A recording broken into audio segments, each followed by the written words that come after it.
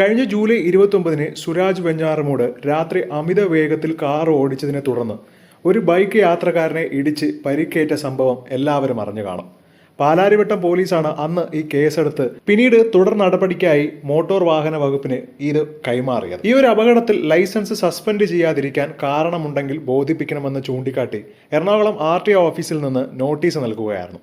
താരത്തിന് രജിസ്ട്രേഡ് തപാലിൽ അയച്ച നോട്ടീസ് കൈപ്പറ്റിയതിന്റെ രസീത് RTOയ്ക്ക് മടക്ക തപാലിൽ ലഭിച്ചിരുന്നു. ഇതിനു പിന്നാലെ രണ്ടാമതും നോട്ടീസ് അയച്ചു. എന്നാൽ ഇതിനും സുരാജിന്റെ പക്കൽ നിന്നും മറുപടിയൊന്നും ലഭിച്ചില്ല. കൂടാതെ മൂന്നാമതും നോട്ടീസ് അയച്ചു. മൂന്നാം തവണയും നോട്ടീസിന് മറുപടി ലഭിക്കാത്തതോടെയാണ് സസ്പെൻഷൻ നടപടി സ്വീകരിക്കാൻ അധികൃതർ ഇപ്പോൾ തീരുമാനിച്ചിരിക്കുന്നത്.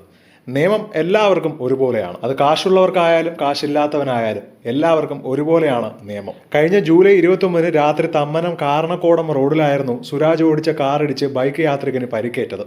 മലപ്പുറം മഞ്ചേരി സ്വദേശി ശരത്തിനാണ് വലതുകാലിന് പരിക്കേറ്റത്.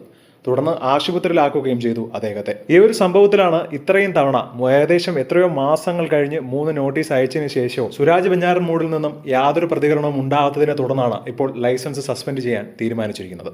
എന്തായാലും ഇതിനെക്കുറിച്ച് നിങ്ങളുടെ അഭിപ്രായം എന്താണെന്ന് നിങ്ങൾ മറക്കാതെ കമന്റ് ചെയ്യുക.